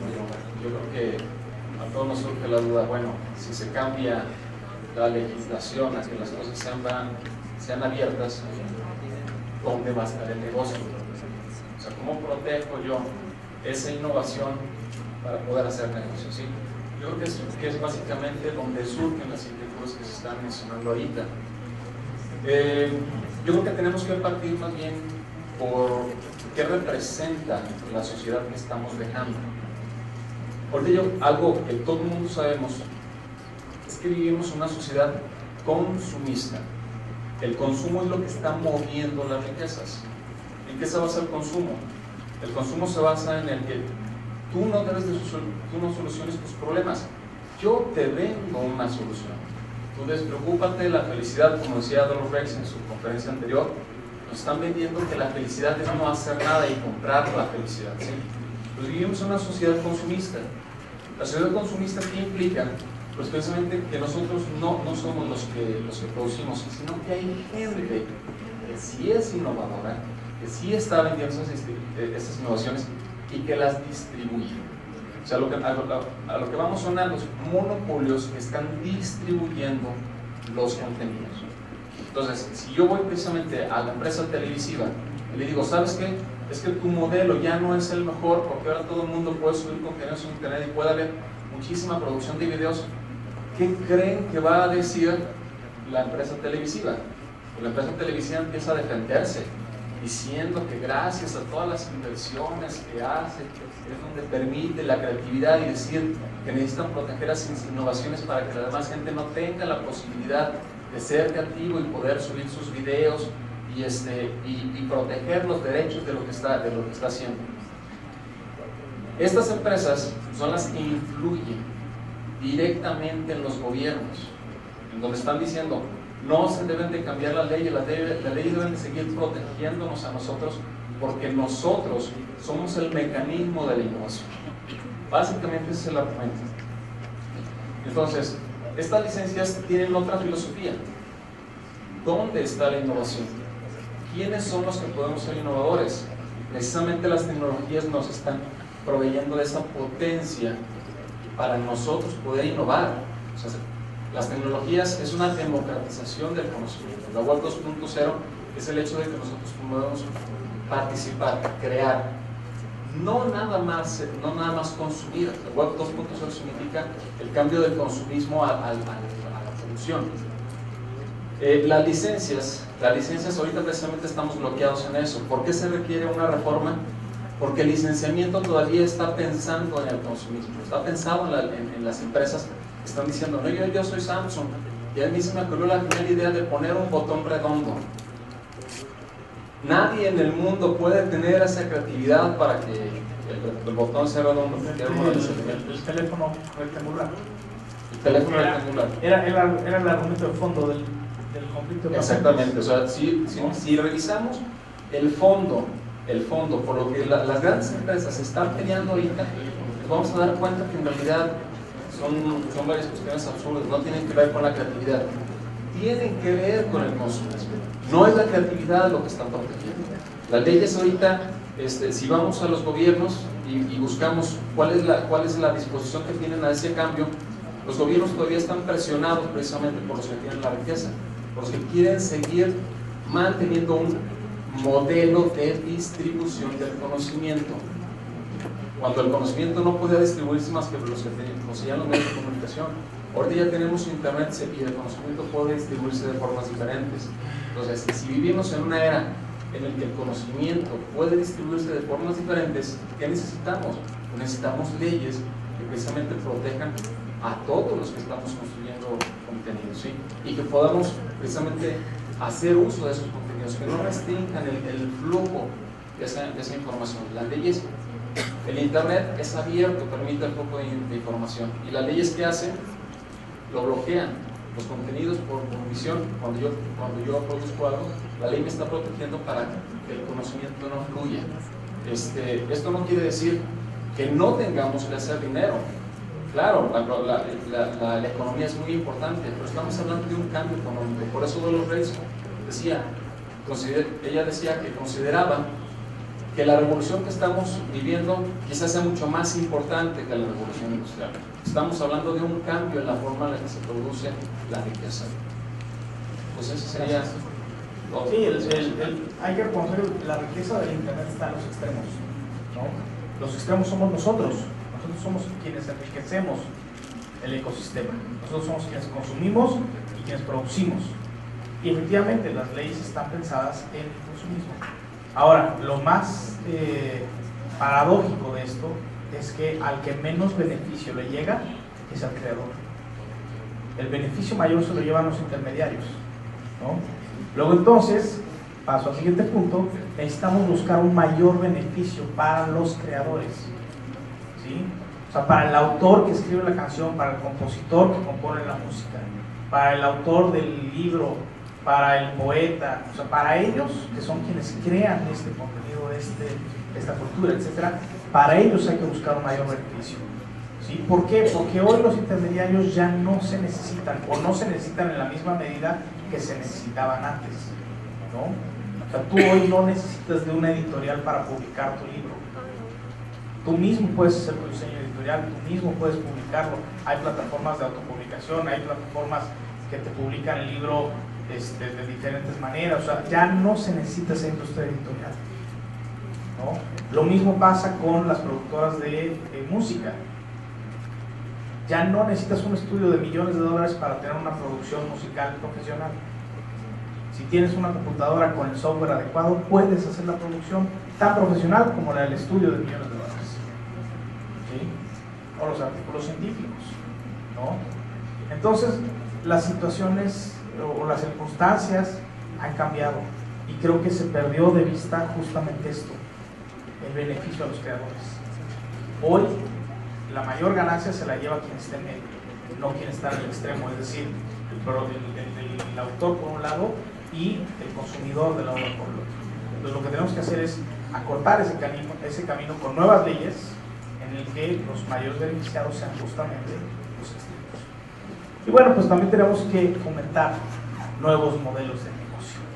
¿Qué nuevos modelos de negocio? Bueno, pues a ustedes se les ocurren, ¿no? Si yo tuviera un nuevo modelo de negocio ya muy manejado, probablemente no estaría dando pláticas en la universidad. No, claro que sí lo haría, siempre lo haría. Pero bueno, modelos de negocio, ¿no? Que justamente convivan con estas nuevas circunstancias. Por hace un momento nos decía Dolores de Spotify de cómo Facebook, Twitter, etcétera, utilizan nuestros datos, nuestros hábitos, etcétera, y eso lo venden. Pues sí, claro, ese es un modelo de negocio. O sea, cuando hay un dicho que si algo en internet es gratis, es porque el producto eres tú, ¿sí? No hay nada gratis en realidad. Lo que hay son diferentes formas de obtener beneficios económicos, ¿no? Para el monopolio tiene que seguir siendo la fórmula, no lo sé.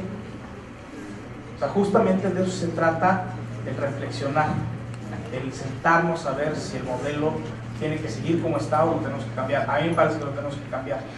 Ahora, una pregunta toral en este proceso es: ¿tenemos que seguir otorgando el monopolio a los creadores sobre sus obras? A lo mejor sí, a lo mejor no, no lo sé. A mí me parece que también tenemos que fomentar por lo pronto un sistema de licenciamiento generalizado en el que el gobierno, así como compra licencias para enciclomedia que no sirve para nada, compre licencias para que todos podamos utilizar contenidos de manera abierta. Pero que ese pago de licencias vaya directamente a los creadores. Es decir, que se pague a las sociedades de gestión colectiva directamente, se diga: a ver, señores autores y compositores, señores escritores, etcétera, aquí está esta partida presupuestal para que la repartas entre tus autores y compositores, entre tus escritores, etcétera, y con eso puedan ustedes tener una manera digna de vivir, ¿no? Y bueno, ¿qué tiene que contener el nuevo modelo de negocios? Desde mi punto de vista, tiene que ofrecer un catálogo amplio de obras, es decir, que lo que busquemos esté ahí. Porque ¿qué sucede hoy?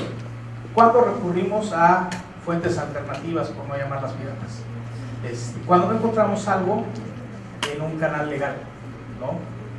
Cuando nosotros vamos a una tienda como la de iTunes y queremos escuchar una canción o ver una película y resulta que no está en su catálogo, ¿qué hacemos? A ver, Google, dime dónde encuentras este contenido. Y Google nos dice: ah, pues mira, de Pirate Bay, en Cuevana, en no sé dónde, tienes todos estos archivos en donde puedes descargar. Vas y lo descargas. ¿Por qué? Porque a lo mejor En tu método de obtener la información, primero fuiste a la fuente legal, y como no lo encontraste en la legal, entonces recurriste a la. Entonces tenemos que tener un catálogo amplio, donde lo que busquemos lo encontremos, que tenga alta disponibilidad, es decir, del punto en donde yo esté, lo pueda acceder. Nuevamente, se concede para esto que estamos conectados y tenemos equipo adecuado para poder acceder. Si no tenemos ese prerequisito, pues evidentemente no podemos dar por cierto este nuevo modelo de negocio. Que sea multiplataforma, nuevamente que no esté sujeto a que tienes que instalar el programa tal, que tienes que comprar la licencia de no sé qué reproductor, no, o sea que independientemente del dispositivo del que yo lo acceda, el contenido se vea y se vea bien. Y finalmente que esté a un costo razonable. Creo que aquí nadie está peleado con pagar por lo que consume, pero a lo mejor estamos peleados por cuánto pagamos por lo que consumimos en relación con la calidad que se nos entrega, ¿no? Entonces, si nosotros podemos encontrar un modelo de negocio que tenga estos 4 elementos de catálogo amplio, alta disponibilidad, que funcione en cualquier dispositivo y que pague yo un costo que me parezca razonable, porque también no es lo mismo el salario mínimo en México que en Suiza. Entonces, en esa medida vamos a tener un modelo de negocio exitoso que respete evidentemente el derecho autor. Muchas gracias.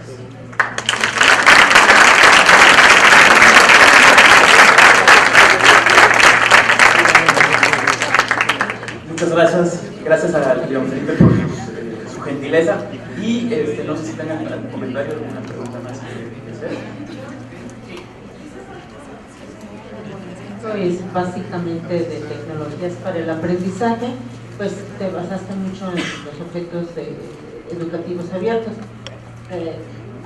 El tema de los artículos científicos y las licencias para también todo esto de la ciencia, vamos, también es muy interesante, ¿no? Puedes decir algo de ScienceCom y todo eso. Claro. Los artículos científicos son contenido igual que cualquier otro tipo de material que se produce. La diferencia radica obviamente en el enfoque que tiene y la difusión que se puede dar. Entonces hay diferentes repositorios de contenido de este corte científico de investigación que han optado por justamente abrir esos contenidos, porque se reconoce que la riqueza o el beneficio que le puede otorgar a su autor el artículo no es tanto el vender una copia de la sino el que para los editoriales, pero para los propios autores no, y muchas veces ni siquiera para la propia editorial, ¿no? O sea, el beneficio está en que se cite a ese investigador, en que se convierta en referencia, en que ese conocimiento se difunda, ¿no? Un amigo en común dice que la ciencia que no se ve no existe, ¿no? Luego entonces, por eso la necesidad de abrir esos contenidos y decir, a ver, señores, tómenlo, construyan a partir de esto. Entonces, los artículos científicos no tienen ninguna referencia respecto del texto común y corriente en cuanto al licenciamiento, evidentemente sí en cuanto a contenido, pero el principio es el mismo. Lo que les decía de la investigación del genoma, lo que se trata es de unir a todos estos centros de investigación y decir, a ver, ¿qué piezas de rompecabezas tienes tú? ¿Qué piezas de rompecabezas tengo yo? Unamos los rompecabezas para que acabemos nuestra tarea de armarlo mucho más rápido. Y bueno, Creative Commons, a través de Science Commons, proporciona las herramientas para poderlo hacer. ¿Alguien más presenta algo?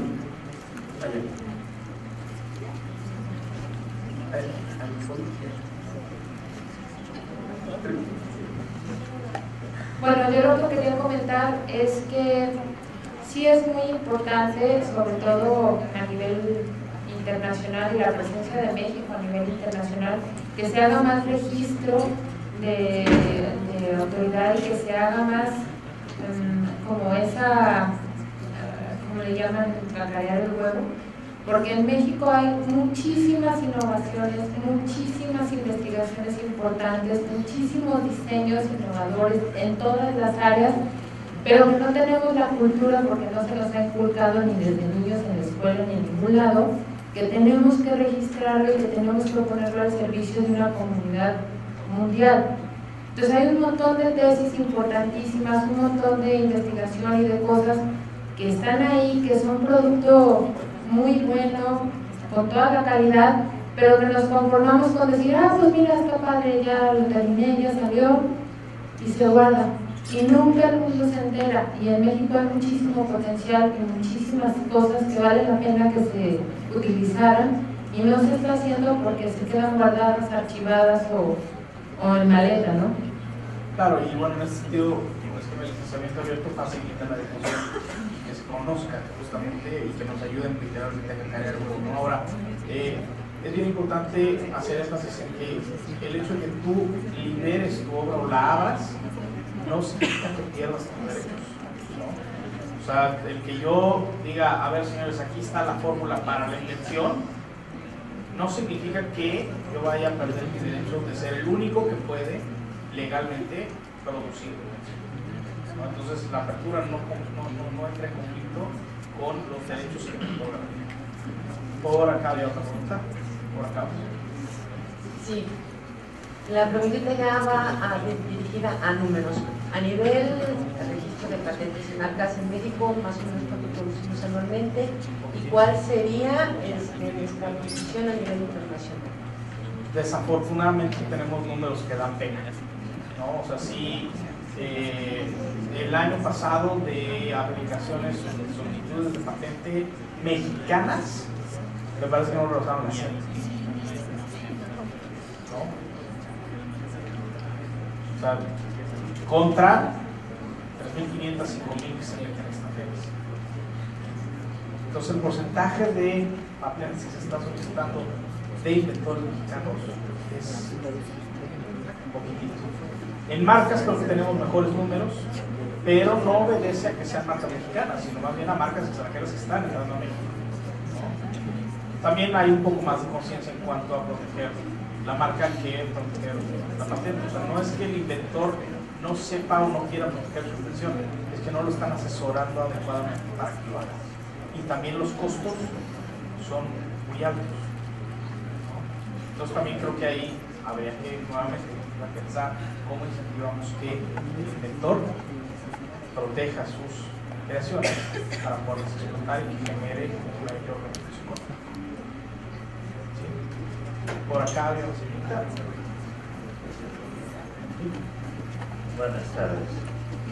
Dos preguntas sencillas. Primera, ver cómo México va a tomar las bases de datos de España, porque en mi caso a mí no me pidieron para otra certificación tener cómo, y en su momento me mandaron la Liga de España. Yo lo di de alta en España, toda esta serie de publicaciones, y me dieron las otras dos certificaciones. Si va a haber un traslado o tendría que haber un registro. A ver, regreso al punto de lo que no es Creative Commons. Creative Commons no es un repositorio ni un registro de obras. Creative Commons lo único que hace es proporcionarte la herramienta para que tú puedas decirle a la gente que tu obra está bajo una licencia. Si tú licenciaste tu obra bajo una licencia de Creative Commons de España, no importa, son compatibles con las mexicanas, ¿sí? Entonces, Creative Commons no tiene los datos de tu obra, los utilizó únicamente para generar la licencia en el momento en que tú le dijiste que lo querías licenciar bajo ese esquema, pero no guardó esos datos ni nos los van a transferir porque no guardamos datos.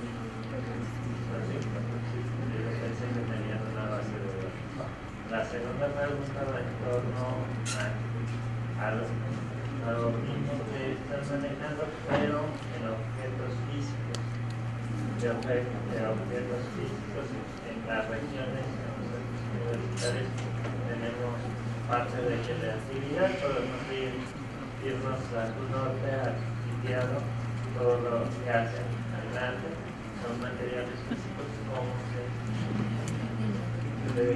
de áreas de rojo.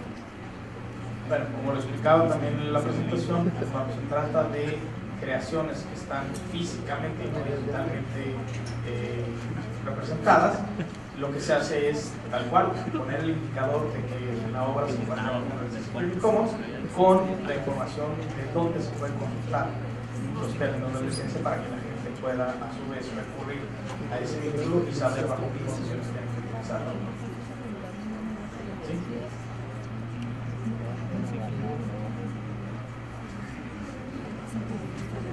Bueno, pues primeramente yo quiero agradecerte mucho por estar aquí, felicitarte por tu participación. John Felipe es una de las personas que tienen muchos años precisamente trabajando en toda esta cuestión y profundizando en la cuestión del licenciamiento. Es uno de los activistas fuertes que tenemos en el país, precisamente, que yo creo que nos va a ayudar a impulsar a realizar ese cambio. Y precisamente en ese sentido es a lo mejor donde pues en primer lugar si quisiera, como, ¿qué recomendación darías a la juventud en ese sentido, ¿no? O sea, ¿qué es lo que hay que hacer? ¿Qué es lo que necesitamos? ¿Por dónde lo motivarías? Y ahorita una segunda observación. Pero primero sí, ¿qué le dirías a la juventud en cuanto a esta situación legal, en la situación en la que estamos? Bueno, primero, que no frenen su creatividad. Segunda, que chequen si necesitan o no permiso. Que se acuerden que el defecto de la ley es necesitan permiso. ¿Sí? Si necesitan permiso, búsquenlo.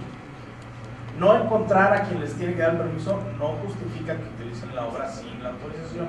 O sea, lo busqué pero no lo encontré y por eso lo estoy utilizando. No. Lo busqué, no lo encontré, no obtuve la autorización, no puedo usar la obra. A menos que esté en un esquema en el que efectivamente me hayan autorizado el uso de la obra.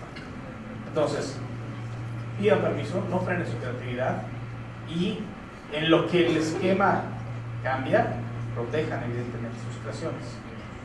Y con esa creatividad que tienen, con esa curiosidad que les despierta el esquema de protección de la propiedad intelectual, propongan nuevas soluciones. ¿Qué harían ustedes para lograr que se maximice el uso de sus obras por parte de la comunidad y que esto a su vez les represente a ustedes un modo de vida adecuado? Ahora, como segundo punto, así brevemente, esto va en sentido de que veo que hay muchos asistentes de la carrera de sistemas que estamos orientados a la parte de la tecnología. ¿Qué relación existe? Si nos pudieras platicar un poquito la relación entre el Open Source Initiative y la Creative Commons, y mencionar así brevemente a Bruce Perens. Mira, en realidad el vínculo que nos une con el Open Source Initiative es el fondo de cómo se utilizan los contenidos, cómo se utilizan. ¿No? Finalmente, para que un programa sea considerado como software libre, tiene que tener las partes libertades que conocemos del código, ¿no? Que lo podamos utilizar para lo que nosotros queramos, que lo podamos reproducir, que lo podamos distribuir, que lo podamos mejorar, ¿no? Que lo podamos estudiar y adaptar a nuestras necesidades. Todas esas son condiciones que se toman en cuenta para que un código sea considerado como abierto. ¿Sí? Luego entonces, en Creative Commons se comparte ese principio. Se comparte el principio de decir, mi obra es valiosa en tanto sea difundida y sea consumida, ¿no? Una obra que no se consume, ¿qué valor tiene? Para mí puede ser muy valiosa, para mi abuelito, para mi hermana o para mi mamá, ¿no? Pero si nadie más accede a esa obra y nadie más la ve, ¿en realidad tiene un valor o no tiene un valor esa obra? Más allá de este círculo cercano que les acabo de decir, probablemente no tenga ningún valor. Entonces de ahí justamente se comparte este principio de decir, bueno, tomemos lo que ya hicimos, compartámoslo, que se mejore, pero sobre todo que se difunda y que la propia sociedad sea quien le asigne el valor a mi obra y no de manera artificial, mediante intermediarios como puede ser el caso de los medios editoriales. Bueno, primero, perdón por las intervenciones. Quiero aprovechar para hacer un pequeño comercial ahora sí. Bruce Perens, que es el fundador de El Open Source Initiative precisamente maneja los mismos principios de Creative Commons. Va a estar en el Festival de Software Libre en Vallarta, y es así básicamente un comercial, es el 24 de noviembre. Sobre todo a los que están en sistemas, creo que es a los que les interesaría, y sí quería aprovechar un poquito el espacio ahorita que se dio la muchísimas gracias. Gracias a ustedes.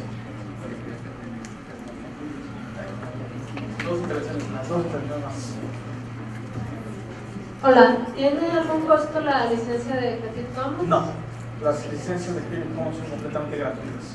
Sí. Sí, tú simplemente generas tu licencia y la embebes en el contenido que quieras marcar con las libertades que efectivamente quieras darle a la gente y no tiene ningún costo. Muy bien, ¿y qué pasa con lo que yo desarrollo dentro de la universidad? Por ejemplo, si para mi tesis yo hago una aplicación o un objeto de aprendizaje, una maestra me dijo que pasa a ser propiedad de la universidad y que no puedo hacer nada con ese producto ni lo puedo comercializar. Mira, en términos generales, sin conocer las condiciones particulares de la relación entre el alumno y su universidad, te puedo decir que es lo que te dijo la maestra, no es precisamente adecuado, ¿no? O sea, la ley te dice que cuando tú produces algo, eso que produces es tuyo, a menos de que haya por ahí a lo mejor algún contrato en el que se te esté encargando la obra o estés transmitiendo los derechos como resultado de diferentes situaciones. Entonces, para poderte dar una respuesta así acertada, tendría que conocer exactamente cuál es tu relación con la escuela, si firmaste algún documento en el que te estás comprometiendo a transmitir los derechos de la aplicación que estés creando dentro de tu investigación o de tu trabajo de tesis, y en función de eso decirte, pues mira, efectivamente, cuando tú termines tu tesis y esa tesis se cristalice en esta aplicación, la aplicación va a ser de la universidad. O tal vez decirte, no, sabes que es tu proyecto de tesis, pero también es tu obra, y como tal, cuando termines tu proyecto y ya la tengas terminada, la vas a poder explotar, ¿no? Pero sí, el derecho de propiedad intelectual es como una cadenita. Cada eslabón es un contrato o una autorización. En la medida en que nosotros tenemos completa esa cadena, sabemos si podemos ir hacia la derecha o hacia la izquierda, ¿no? En este caso, en esta pregunta que me estás haciendo, a mí me falta conocer 2 o 3 eslabones de la cadena, que son tu relación con la escuela, el reglamento de la escuela. O sea, hay como varias normatividades que tendría yo que conocer antes de poder decir si lo que la maestra te dijo es correcto o no es correcto. Insisto, la regla general es que no es correcto lo que te dijo, porque la ley dice que el que crea es el que tiene los derechos sobre la obra. ¿Okay?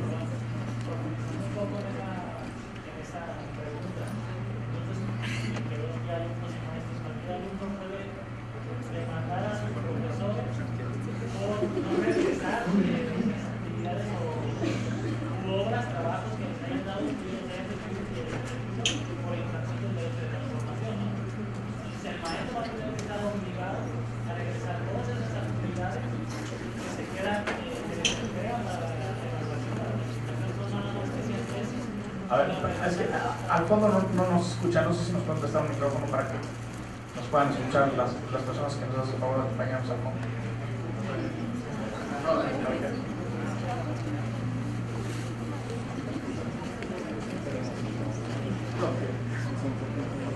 Mi nombre es Aldo Díaz de Santi. Referente a la pregunta de la compañera en el cuestión de tesis, pero no nada más de tesis, sino los trabajos escolares que les entregan a todos los alumnos, a los profesores. Entonces cada alumno va a tener la potestad de demandar a todos los profesores que no les regresen sus trabajos por la infracción del derecho de transformación. Esto es en el caso de una cuestión física. En la cuestión de en trabajos de sistema virtual, todos los trabajos se quedan en servidores. Entonces ahí hay una laguna en el aspecto de qué se hace con todas esas obras creadas por los alumnos. Entonces, a ver, vamos aterrizando conceptos. Lo que el alumno le entrega al profesor es una copia de su trabajo, no su trabajo en sí, a menos de que ese trabajo sea una pieza única. Ahí sí, ¿sí? O sea, si el trabajo es una pieza única, entonces sí coincide con el concepto que tú estás manejando de que podríamos en un momento dado demandar al maestro por no devolvernos esa pieza única que es nuestra creación, etcétera. Pero pues más que una infracción de derecho de autor, yo te diría que es una cuestión de robo, de abuso de confianza o alguna otra situación similar, ¿no? Algo que alguna vez tuve un conflicto con algún profesor en la secundaria porque quería borrarme un disquete que él decía que tenía virus. Y entonces yo le dije, a ver, si tú borras mi disquete, entonces sí vas a borrar mi trabajo, que no lo tengo respaldado en otra computadora, ¿no? Y entonces me estás causando un daño, me voy a tener que volver a hacer mi trabajo, ¿no? Entonces eso se llama daño en propiedad ajena. Y entonces obviamente el maestro me dijo, no, pues ¿sabes qué? Estás muy loco, toma tu disquete, no te lo voy a borrar, ¿no? Pero bueno, era un conflicto real. O sea, sí, aplicando la ley como tiene que ser, sí podría darse una situación como la que tú estás mencionando. Ahora, el problema es que estamos acostumbrados a pensar que las cosas no pasan, ¿no?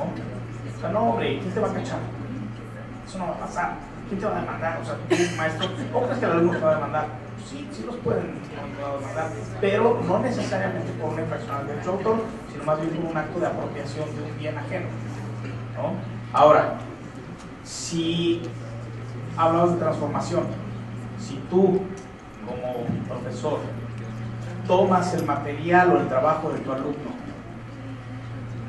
lo transformas efectivamente en, no sé, a lo mejor guión, una presentación, alguna cuestión diferente del texto que te entregó, podría el alumno efectivamente argumentar algún tipo de infracción de derecho de autor si es que tú no contaste con la autorización para llevar a cabo la transformación de ese material o de ese trabajo que te proporcionó. No, bueno, eso ya sería peor, ¿no? O sea, sí, ya sería como descargo total. No, claro, pero suponiendo que guardaste más o menos un poquito las formas y dijiste, esto es una obra que viene del trabajo que me entregó el alumno tal, ¿no? Bueno, pues el alumno tal, si le pusiste 8 en lugar de 10, a lo mejor dice, aquí es cuando, ¿no?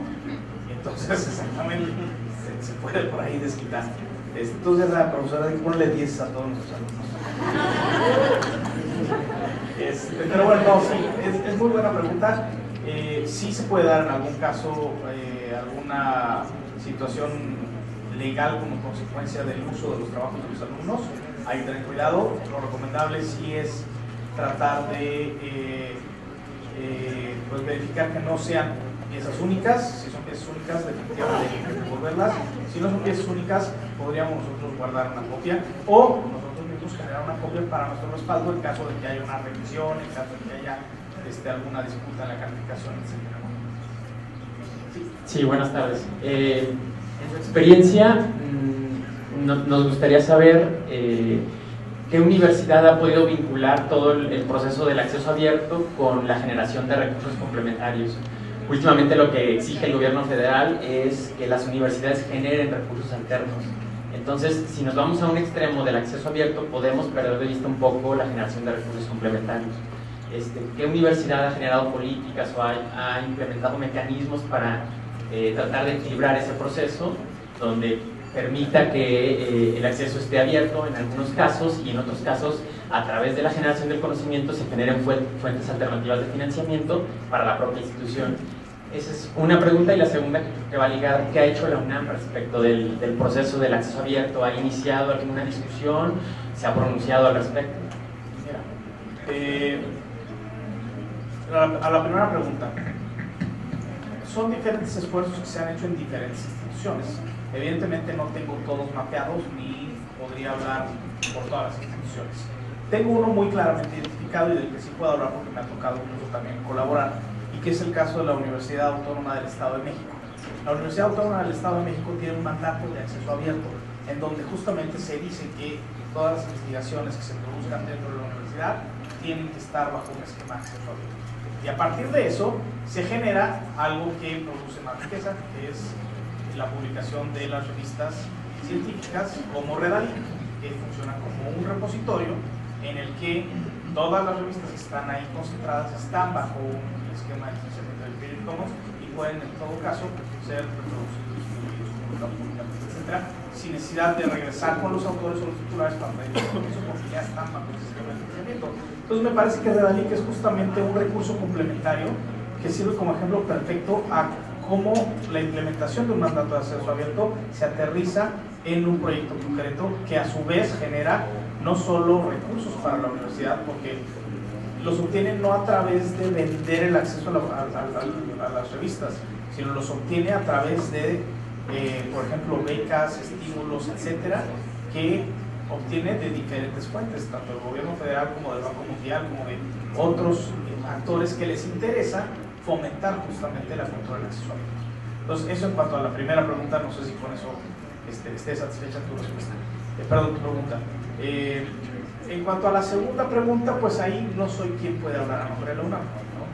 Te puedo decir que hemos tenido reuniones a nivel de Creative Commons, con bibliotecas, con centros de investigación, con facultades, o sea, con muchos actores dentro de la UNAM. Pero me parece que el tamaño de la propia UNAM, como muchas veces es una ventaja, también en otras es una desventaja. Entonces es un aparato tan grande que para moverlo medio centímetro de donde está cuesta muchísimo trabajo, intervienen muchas voluntades y en la intervención de esas voluntades no todas están alineadas ni a todos les parece una excelente idea que hagas, o porque no lo entienden, no porque no lo quieran hacer. Entonces tienes que ir explicando uno por uno y esperar que te dé tiempo en lo que cambian al rector, cambian la administración, para que los que lleguen no los tengas que volver a hacer entender el proceso. Entonces, sí ha habido esfuerzos dentro de la propia UNAM. Creo que lo que falta ahí es ese esfuerzo de coordinación para que entre todos los que han hecho algún esfuerzo de manera aislada se unan y puedan transmitir al nivel que se necesita para que se tome la decisión. Muchas gracias. John, estamos Gracias, en tiempo. gracias a ustedes.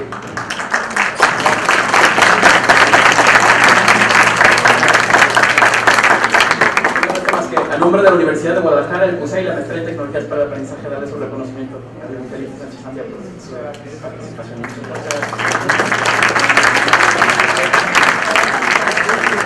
Compañeros, 5 minutos de receso y continuamos con la siguiente conferencia. Gracias.